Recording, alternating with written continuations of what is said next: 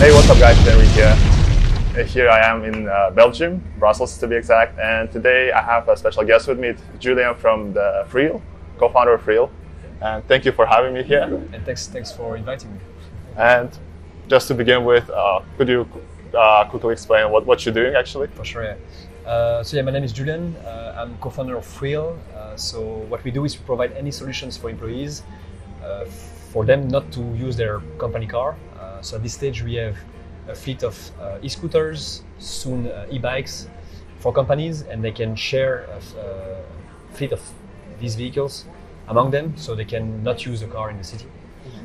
We are spreading here in Belgium, but also going to France and in Europe very soon. But how did it all start though? Because you said you've been a consultant before that, so you worked in the office job, yeah? Exactly. So which was interesting, honestly, because it's interesting to understand like how corporates are working and what doesn't make them change. I was working in compliance projects for a bank, and they had to adapt their operations, and so it was interesting to really be part of the inside culture. But then I started part-time Freel, which was in the city center of Brussels, so just close to my job. And we started in November. First we only provided step scooters without any app, and it was working pretty well. And now we have the app, and it's a whole different scale because it's easier to actually deliver scooters abroad and to manage them by distance. Of course, doing a consulting job is interesting, but doesn't bring a lot of vision. And I do think that in our 20s we have to take risk, right? Because if you wait too long, at some point you are in a family situation, I don't know, kids and so on, and you don't want to risk too much and being paid very low, and you have other stuff to pay and so on. So here, I'm glad. I have a different salary for sure, but I'm glad I can make it because it's kind of now or never, right? And of course the idea is to start this, but maybe to start something else after. We'll see. So, and what's motivating you then in daily life? Changing habits, kind of. I know it sounds very cheesy, but each time we go to a client and they say yes, even for a pilot of 2 weeks, and they say, okay, this week I'm going to use the scooter every day and I will get back to you. Just this, I'm glad, because that means that they are okay. They are ready to make the uncomfortable switch, psychological switch of not using the car, or don't take Uber or whatever, and they actually take the scooter. And it's what I like is you go out, so you have also, of course, all the B2C companies, and sometimes I see some Freel scooters, and I'm like, okay, these guys, it's like a sustainable change. It's not like just I'm taking one lime, or I'm gonna take this for the week, and it's really like make a long-lasting change. Yeah, that's the idea. Yeah. But on your path here, you probably had some failures as well. So what was your biggest one, and how did you fix it? Yeah, the failure. I mean, especially what can happen with Freel is you want to go fast, and you always want to take care of like all things that can happen during operations, and there are always things you forget, right? So I know it's details, but you plan to do delivery, and delivery is not at a good time, and so on. These are small mistakes that can happen, but you always think you can plan everything in advance, and there are always mistakes. But that's I mean, you need to fail, right? That's in these kind of moments of failure that it's important. Also, very honestly, so we started to invest. We took investors in the company, and the mistakes we did there is maybe we should have waited a bit more. Maybe even if it was more bootstrapping and eating more noodles every day, at least having more control, because of course when taking investors you have a bit less control. So things takes more time when you have other investors. And if I had to do it again, I would have more bootstrap, a bit what you want to do, and have more control to move faster. And that's something. If I had to do it again, but yeah, it's all about learning. So. But what do you do besides Freel as well in your personal life? Uh, I'm actually I'm a magician. But Okay. like, really, it's like a spontaneous. So sometimes I have people who are doing birthdays for kids or weddings, and I'm coming and I'm doing like a close-up show with cards, coins, and so on. From the level from like pickup artists to like great magicians, what level are you then? I think I'm like, I don't know, medium level, honestly. Uh-huh. Like I'm maybe semi-pro or whatever you call. I'm doing this since 6 years now. It all started with a guy that I met, who's a magician, and at first I was like, okay, I want to understand how he's doing that. And I went on YouTube, and you can learn everything by yourself. And I think that's also linked to this winning of being an entrepreneur, because today you can learn everything by yourself. You can design your own website by yourself and so on. But yeah, I mean, doing magic is really something like you can express yourself. You can imagine an effect and go backwards and try to understand how it works. And, So you can kind of apply to your entrepreneurship as well. yeah, exactly. Yeah. But what is entrepreneurship for you actually? When you discovered it? I would say, in one word, like just fail. It's all about failing. And actually, when you do magic, you have to fail. You have first have to try in front of a mirror, then in front of your friends and your family, because you know you will fail, and they will catch you. They will understand what you're doing, and then you will be like, "Fuck, this felt bad, but I don't want to feel bad again." So you try to understand what to fix, and then at some point it's automatic, and then people, you just get the thing. And I think entrepreneurship is also like just failing and failing. I know it's very cheesy and everybody say that, but a lot of mistakes that do startup, especially in Belgium, is pitching a lot and not trying to really do prototype. Get beyond the comfortable zone and Are you still balancing like the other aspects of life? yeah, for sure. Sometimes it's tough because you think about this every day, right? Especially at the beginning. So we are a small team, so we have to do everything. But it's important sometimes to take a stop and you take good time with your friends, with your girlfriend or whatever. And so important to take a step back sometimes. Otherwise, you're not fresh. You only have the operations like here, and you don't make good decisions. I would say I have at least a priority in my mind. I know my family comes here, my business comes, with first. I mean, my family comes first. I will not make the list here, but I have these priorities in my mind, and when I plan things, I try to plan it, accordingly to that, with friends and so on, and say, okay, if we meet, okay, it's in 1 week. So I have this on my agenda, kind of, and I know I have good time for all these things. It's not always good, easy to do everything.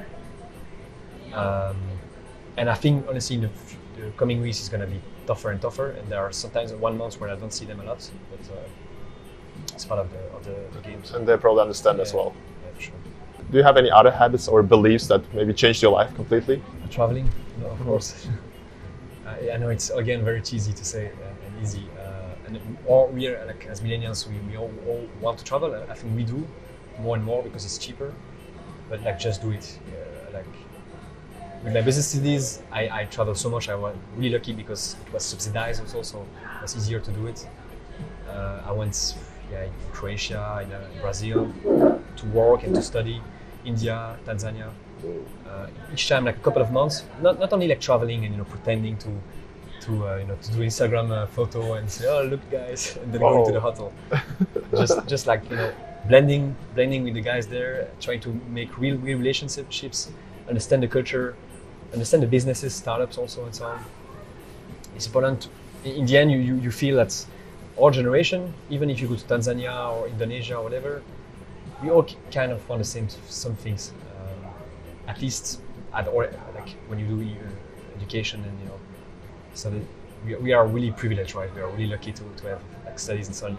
We are probably one of the 2% in the world or whatever. There are a lot of people who are they don't have access to all this, so it's also important to I think build companies or build like social groups where you can include young people who don't have access to education. And the more you travel, the more you realize that we have billions of people, or it's just a way, miles away of the level of information we have, you know, and it's important to try to include them. It's important to meet new people, travel. Also important to travel, but not get lost. Sometimes you travel and you see people. What are you doing?